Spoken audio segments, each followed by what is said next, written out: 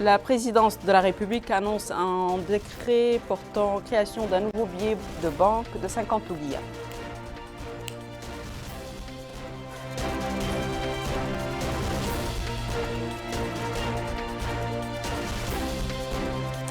Notre pays reçoit 15 ambulances de la part de la Banque mondiale dans le cadre du programme de lutte contre la Covid-19.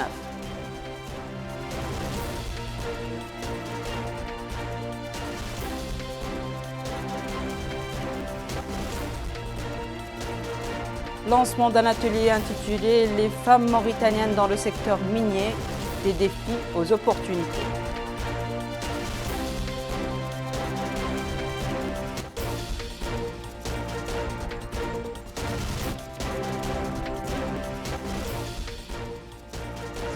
Bonsoir mesdames, mesdemoiselles et messieurs, merci de vous joindre à nous. Nous ouvrons ce journal par ce décret présidentiel que voici.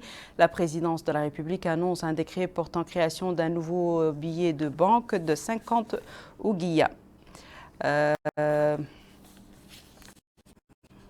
Vu la Constitution du 20 juillet 91, révisée en 2006, 2012 et 2007, vu la loi numéro 118-73 du 30 mai 1973 portant création de la Banque centrale de Mauritanie, vu la loi numéro 34 2018 bis du 8 août 2018 portant statut de la Banque centrale de Mauritanie, vu l'ordonnance numéro 001 2017 du 27 décembre 2017 portant modification de la loi numéro 135-73 du 18 juin 1973 instituant l'unité monétaire nationale. Vu le décret numéro 553-2017 du 27 décembre 2017 portant modalité d'application de l'ordonnance numéro 007-2017 du 27 décembre 2017 portant modification de la loi numéro 135-73 du 18 juin 1973 instituant l'unité monétaire nationale. Vu le décret numéro 037-2022 du 30 mars 2022 portant nomination du Premier ministre, vu le décret numéro 039-2022 du 31 mars 2022 portant nomination des membres du gouvernement, vu le décret numéro 349-2019 du 9 septembre 2019 fixant les attributions du ministre des Finances et l'organisation de l'administration centrale de son département, vu le décret numéro 041-2022 du 31 mars 2022 portant nomination du gouverneur de la Banque centrale de Mauritanie, décrète article 1er, il est créé un nouveau billet de banque de 50 ouguiyas. Article 2, le billet de 50 ouguiyas présente les caractéristiques techniques ci-dessous.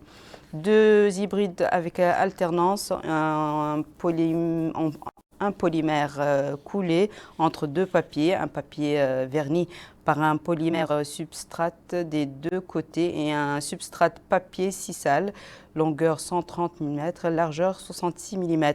Article 3, le nouveau billet de 50 ouguiyas à cours légal sur le territoire national à compter du 18 juin 2023.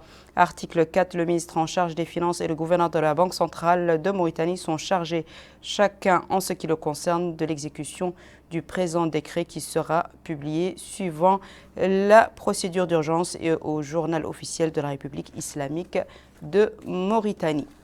Nous restons sur ce sujet de la création d'un billet de 50 ouguiyas pour préciser que le caissier général de la Banque centrale de Mauritanie, M. Mohamed Abdallah El Boubacar, a mis en exergue les principales caractéristiques et motivations ayant conduit au choix de ce billet pour accompagner la commémoration des 50 ans de la monnaie nationale. Il a indiqué que le choix du billet de 50 n'est pas fortuit, citant l'aspect symbolique de ce choix correspondant aux 50 ans d'existence de la monnaie nationale, mais aussi le fait que ce billet est celui qui circule le plus dans les échanges commerciaux quotidiens et présente des caractéristiques de sécurité évidentes. Il a ajouté également que la BCM travaille actuellement sur plusieurs chantiers de nature à moderniser encore plus son outil de travail pour accompagner la transformation numérique en cours, pour intégrer la technologie numérique dans tous les domaines de l'activité de la BCM. À noter que l'ancien billet de 50 ouguiya reste en circulation parallèlement au nouveau jusqu'à extinction naturelle par non-apparition sur le marché. Les billets en cours actuellement en 1500, 200, 100 et 50 remplacent ceux qui étaient en circulation avant le 1er janvier 2018, à savoir 5000, 2000, 1000, 500, 200 et 100. Il en va de même pour les pièces de monnaie, celles en circulation 20, 10 et 5 qui entérinent la disparition des anciennes 50, 20, 10, 5, 1 ouguiya. Le ministre de l'Éducation nationale et de la réforme du système éducatif, M. Mohamed Lamine, a effectué ce matin une visite d'inspection dans un certain nombre d'établissements scolaires relevant de son département. La visite, qui concernait plusieurs établissements scolaires en construction et d'autres achevés dans les 3 wilayas de Nouakchott, vise à suivre de près l'avancement des travaux en leur sein et voir dans quelle mesure ils répondent aux exigences de l'action éducative. C'est un compte-rendu de Bokar Beylaba. Si la présente année scolaire touche à sa fin, la prochaine année scolaire s'annonce déjà avec les travaux de réalisation des établissements dans les 3 wilayas de Nouakchott. D'ailleurs, le ministre de l'Éducation nationale et de la réforme du système éducatif, Brahim Val Ould Mohamed Lamine, était sur le terrain pour s'informer de visu de l'état d'avancement des travaux. L'enseignement tiré de cette visite est que plusieurs chantiers touchent à leur fin ou le seront dans un proche avenir.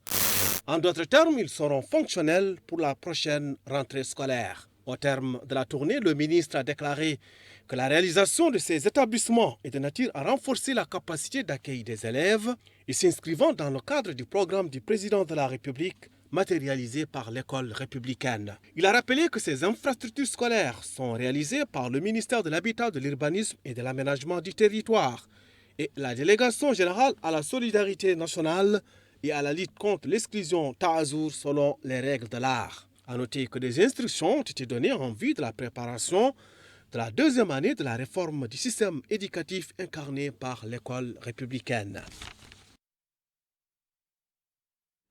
Le ministre de la Santé, M. Mokhtar Ould Dahi, a réceptionné ce matin à Nouakchott 15 ambulances flambant neuves et toutes équipées, fournies par le projet Banque mondiale de lutte contre la pandémie du Covid-19. Cette assistance s'inscrit dans le cadre de la coopération fructueuse existante entre le ministère de la Santé et la Banque mondiale. C'est un compte-rendu de Yed Ali Fall. 15 véhicules d'ambulance ont été offerts au ministère de la Santé par la Banque mondiale dans le cadre du programme Covid-19. Le ministre de la Santé, M. Mokhtar Ould Dahi, a remercié la Banque mondiale pour cette générosité dont elle a toujours fait preuve. Il est revenu dans son mot sur l'intérêt accordé par la Banque mondiale au secteur de la santé dans notre pays.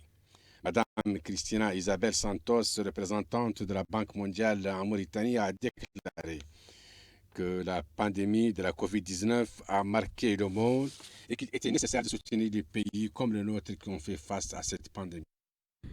La pandémie de Covid-19 a été une épreuve sans précédent pour les pays du monde entier et votre nation n'a pas été épargnée par les défis qu'elle a engendrés. En tant que partenaire privilégié du gouvernement, la Banque mondiale est fière d'avoir soutenu votre pays dans ses efforts pour faire face à cette crise sanitaire. La Banque, mais bien sûr tous les autres partenaires qui sont ici avec nous aujourd'hui et d'autres qui l'ont fait aussi. L'acquisition de ces 15 ambulances marque un jalon important dans la réponse de votre pays, pas seulement aux pandémies et épidémies, mais aussi à d'autres maladies importantes. Ces véhicules mécanisés et de pointe sont équipés de technologies de pointe pour assurer un transport rapide et sûr des patients vers les établissements de santé appropriés. La ministre des Affaires sociales, de l'Enfance et de la Famille, accompagnée du ministre du Pétrole, des Mines et de l'Énergie, a supervisé l'inauguration d'un atelier intitulé « Les femmes mauritaniennes dans le secteur des mines, des défis aux opportunités ». L'atelier vise à présenter les acquis réalisés par les femmes dans le secteur des mines, ainsi que les obstacles et difficultés auxquels elles sont confrontées. Amina Mtakhlil. Le présent atelier de travail est organisé par le Conseil des jeunes leaders miniers sous le thème « Les femmes mauritaniennes dans le domaine minier entre les défis et les opportunités ». Supervisant le lancement de l'atelier, la ministre de l'Action sociale, de l'enfance et de la famille, Mme Safiya Mtentaha, a indiqué que la protection et la promotion de la femme constituent des axes stratégiques importants du programme du président de la République, M. Mohamed Ould Cheikh Ghazouani, mis en œuvre par le gouvernement de son Premier ministre, M. Mohamed Ould Bilal. La ministre de l'Action sociale, de l'enfance et de la famille a affirmé sa satisfaction de superviser le lancement de cet atelier qui concerne une nouvelle catégorie des femmes, celles travaillant dans le domaine de l'extraction minière. Elle représente ainsi le tiers des employés du secteur selon les bases de données compétentes, précise-t-elle. Les femmes travaillent également dans ce domaine en tant que femmes d'affaires et employées du secteur public. Quant à la vice-présidente du Conseil des jeunes leaders miniers, Madame Safiya Mtentaha, elle a indiqué que son institution a œuvré depuis sa création à créer des opportunités d'emploi et de stage pour les femmes dans le domaine minier malgré les difficultés et défis. Il est à noter que l'atelier a également été l'occasion de présenter des exposés portant sur la participation des femmes dans le domaine minier et les cadres légaux régissant cette participation.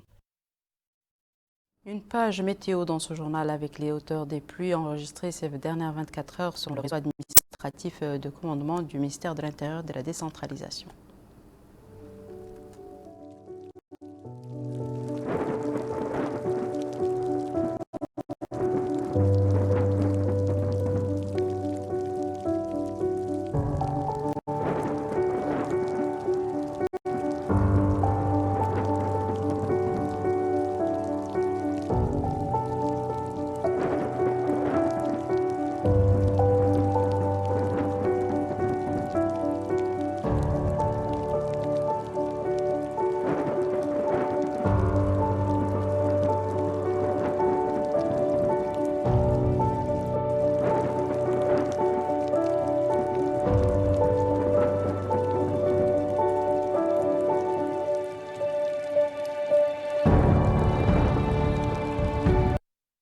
La Commission nationale de lutte contre la traite des personnes et le trafic illicite de migrants relevant du commissariat aux droits de l'homme, à l'action humanitaire et aux relations avec la société civile a annoncé l'adoption du numéro vert gratuit 1916 pour signaler les cas de traite des êtres humains et de trafic illicite de migrants.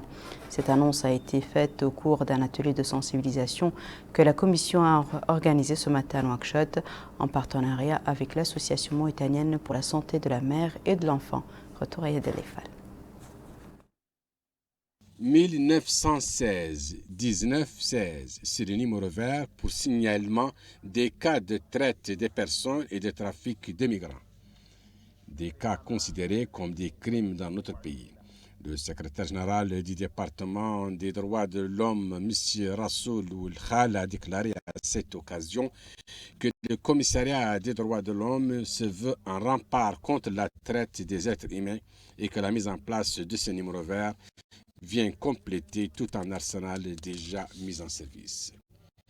La présidente de l'Association mauritanienne de la santé de la mère et de l'enfant qui gère ce numéro a loué la mise en place de ce numéro vert qui, selon elle, vient s'ajouter à bien d'autres pour protéger les êtres humains contre la traite. Le secrétaire général du commissariat des droits de l'homme et ses hôtes ont suivi des explications sur le fonctionnement de ce numéro vert.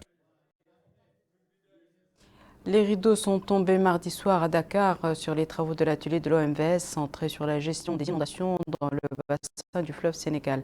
À la lumière des diagnostics, les participants ont formulé des recommandations portant sur le renforcement des infrastructures permettant de contenir les crues sur les versants du fleuve, la création d'un fonds de prévention de l'inondation, l'amélioration du système d'alerte au niveau des 4 pays et la sensibilisation des populations. Le mot de clôture des travaux a été prononcé par le haut-commissaire de l'organisation, M. Mohamed Abdel Fattah.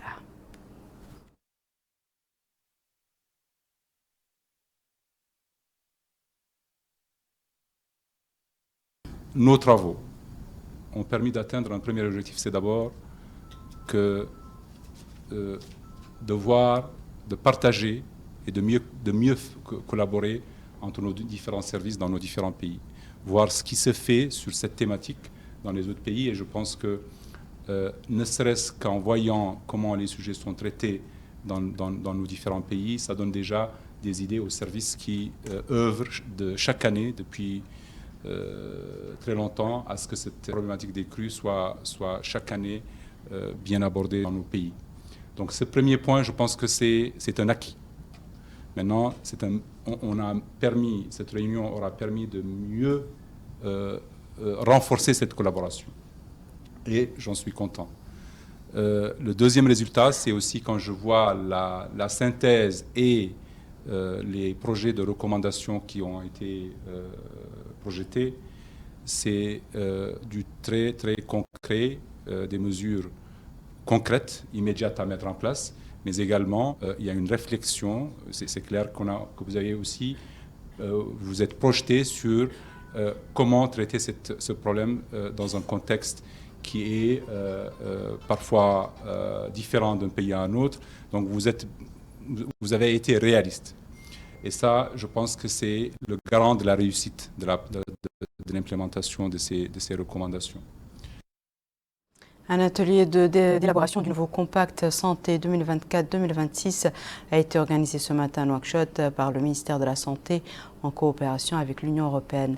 L'atelier vise à mobiliser les ressources nécessaires pour mettre en œuvre l'élaboration d'un nouveau compact de concertation plus adapté mais plus contraignant afin de s'assurer plutôt de l'effectivité des engagements du gouvernement et des partenaires techniques et financiers à mettre en œuvre le plan national de développement sanitaire 2022-2024. Amine Abdelkhalil toujours. C'est afin de mobiliser les ressources nécessaires à l'exécution et au suivi du plan national de développement sanitaire et de discuter autour de la charte sanitaire entre les secteurs de la santé et ses partenaires que le ministère de la Santé a organisé le présent atelier. Intervenant par la circonstance, le secrétaire général du ministère de la Santé a indiqué qu'il est devenu nécessaire de mettre un cadre plus adapté, mais aussi plus restrictif et plus efficace pour la mise en œuvre des engagements du gouvernement et des partenaires techniques et financiers, l'objectif étant la mise en œuvre du plan national du développement 2023-2030. C'est pour cela, dit le secrétaire général, que le ministère de la Santé a organisé aujourd'hui cet atelier pour partager le draft de la charte nationale entre le ministère de la Santé et ses partenaires, une charte qui vise à mobiliser les ressources nécessaires à l'exécution et au suivi du plan national du développement de la santé au cours de la période en cours. Un plan sur lequel, conclut-il, nous basons d'importants espoirs pour le développement de la santé des populations. L'atelier a été l'occasion de discuter, selon le représentant de l'Union européenne, des leçons tirées des conventions antérieures. Le pays est en mesure de relever ces défis et ces dernières années, quelques réformes de première importance se sont concrétisées, notamment dans le secteur pharmaceutique ou encore de l'assurance maladie, avec notamment la création de la CNAS. Et de nombreux autres chantiers sont en cours, ne serait-ce que ceux concernant le financement du secteur de la santé, l'amélioration de l'offre de soins et la réponse aux urgences.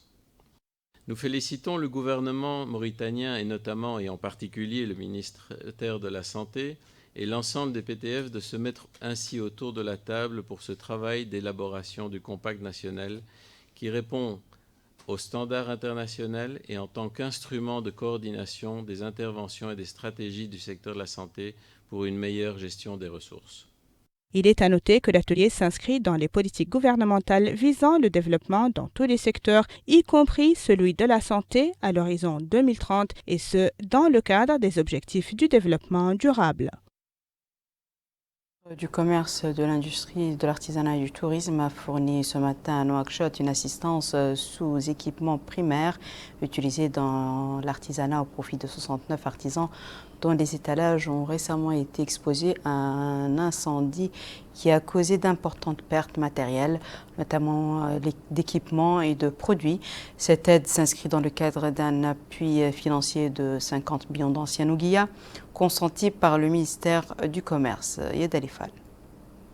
D'importants lots composés de matériel utilisé pour la fabrication d'objets artisanaux ont été offerts aux artisans qui ont été victimes d'un grave incendie il y a quelques semaines. C'est le secrétaire général du ministère du Commerce et de l'Artisanat en compagnie de plusieurs cadres du département qui a supervisé l'opération de distribution. Il a à cette occasion expliqué que ce soutien intervient dans un contexte particulier. Nous sommes là aujourd'hui au niveau du village artisanal pour remettre un lot de matériel que le ministère a offert aux artisans qui ont été victimes du sinistre de le vendredi 26 mai, un incendie qui a ravagé tout le système du village artisanal qui est en cours de construction.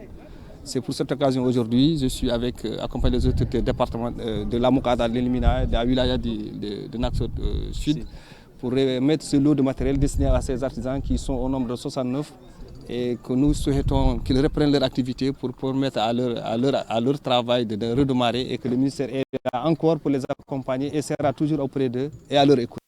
La porte-parole des bénéficiaires s'est dit satisfaite par ce soutien matériel qui a déjà été précédé par un soutien financier aux premières heures de l'incendie. Les locaux du ministère de la Transition numérique, de l'innovation et de la modernisation de l'administration ont abrité ce matin à Nouakchott un atelier sur les services publics numériques. Cet atelier vise à présenter un ensemble de services publics numériques qui ont été développés en coordination et en collaboration avec les compétences des secteurs publics et privés. Amina Mtakhlil.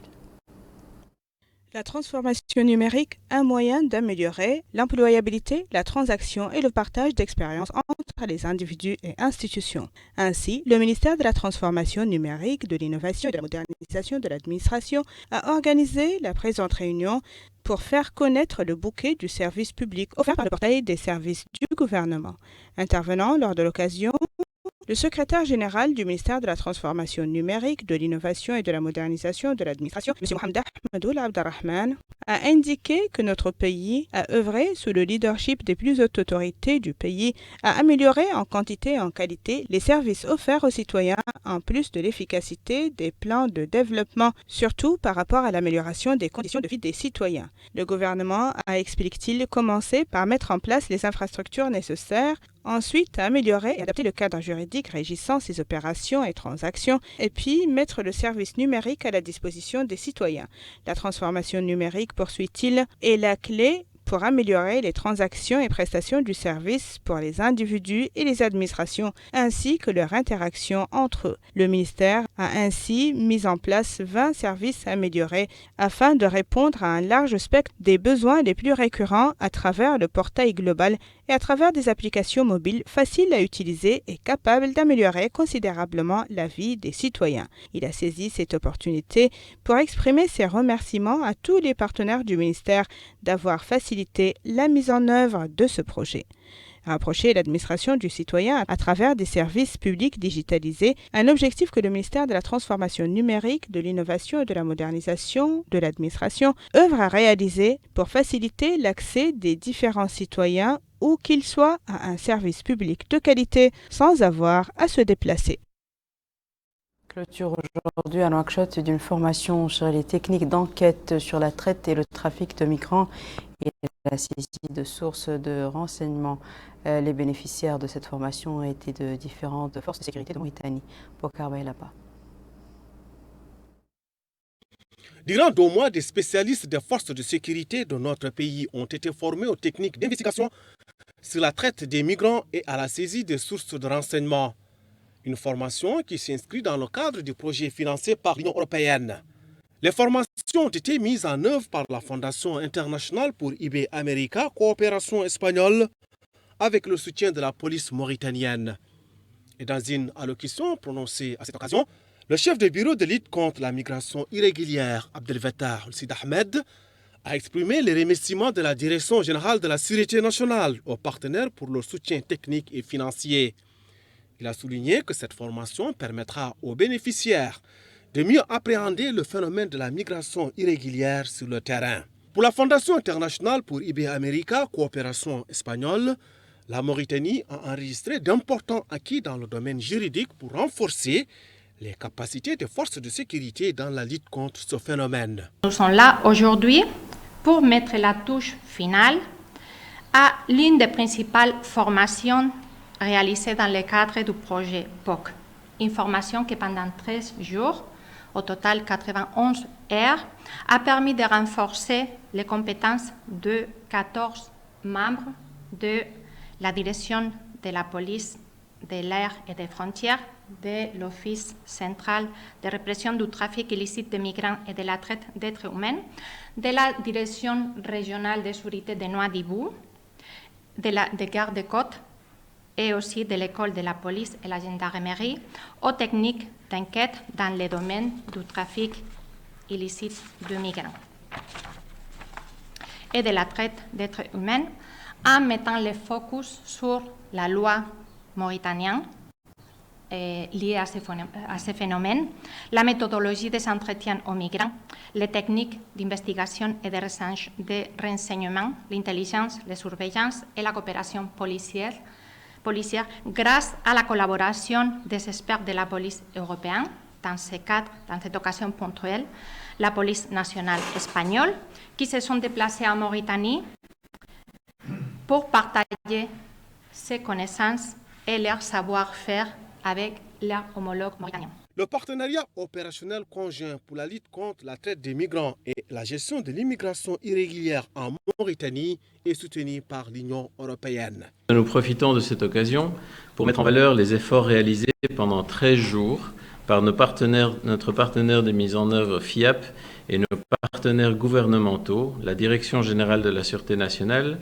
la Direction de la police de l'air et des frontières et l'OCRTIEMTEH, qui ont abouti au renforcement des compétences des membres des forces de sécurité mauritaniennes aux techniques d'enquête dans le domaine du trafic illicite de migrants et la traite des êtres humains. Je profite également pour souligner l'engagement que le projet POC a montré en termes de professionnalisme des experts espagnols de la police nationale, qui a été crucial pour les résultats que nous avons obtenus depuis le début. Plusieurs entités ont bénéficié de cette formation. La Direction régionale de la sécurité à Nouadhibou, l'École nationale de police, l'Office central de répression du trafic illicite de migrants et la traite des êtres humains. Le 5e contingent de pèlerins mauritaniens constitué de 420 personnes est arrivé cet après-midi au lieu saint de l'islam en Arabie Saoudite pour accomplir le pèlerinage de l'an 1444 de l'Hégire. Au micro d'El Mauritania, plusieurs pèlerins ont exprimé leur joie d'être arrivés et de rejoindre les 4 autres contingents qui les ont précédés à Médine pour accomplir les 40 prières à la mosquée du prophète, paix et salut sur lui, avant de se diriger vers la Mecque dans les prochains jours pour commencer les rituels du Hajj. Nous fermons ce journal pour un détour au Tir Zamour et plus précisément à Zouerat avec la sortie aujourd'hui de la 3e promotion de l'Institut supérieur des métiers et des mines. Les 44 diplômés de cette promotion seront appelés à renforcer les compétences nationales dans le domaine de l'exploitation et la gestion minière. Bokar Bailaba nous en dit plus. Le secteur minier mauritanien est dominé par la production du minerai de fer et de l'or. Et une telle caractéristique exige de grandes compétences à même de satisfaire la demande nationale de manière efficiente. Et cela doit passer par la formation. Justement, la sortie des 44 diplômés ici de la 3e promotion de l'Institut supérieur des métiers et des mines, dont 11 filles, illustre parfaitement cette stratégie. Cette promotion compte plusieurs spécialisations, notamment en industrie hydraulique, hydrogéologie, automatisme et entretien industriel. Et à cette occasion, le directeur de l'Institut, Ahmed Saleh Mohamed, a exprimé sa satisfaction pour la sortie de cette 3e promotion, remerciant les ministères de tutelle et l'ensemble des partenaires de l'Institut pour leur soutien. Et il a salué le travail accompli et il s'est félicité des résultats enregistrés à la faveur des mesures prises à cet effet. Rappelant le maintien d'une offre de formation flexible et de qualité visant le développement intégré pour l'étudiant et placer l'Institut dans la position de pionnier sur certaines filières de l'enseignement supérieur. De son côté, le directeur adjoint de l'Institut supérieur des métiers et des mines, lieutenant-colonel Mohamed Abdrahman Salek, a indiqué que la formation militaire permet aux étudiants de préparer, d'organiser et de diriger les tâches techniques qui leur sont confiées et aide les encadreurs à cultiver les qualités du don de soi et du travail bien fait. Le représentant des sortants s'est lui aussi appesanti sur la qualité et la pertinence des enseignements prodigués durant la formation. A noter que la cérémonie a été marquée par la remise du fanion de la promotion à celle qui lui succédera l'année prochaine. Voici à présent, mesdames et messieurs, le rappel des titres. La présidence de la République annonce un décret portant création d'un nouveau billet de banque de 50 oubliés.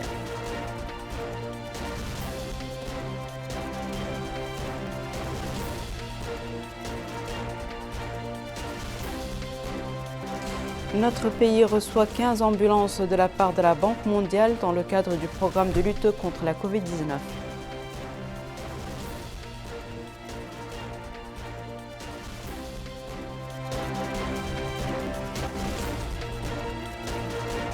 Lancement d'un atelier intitulé « Les femmes mauritaniennes dans le secteur minier, des défis aux opportunités ».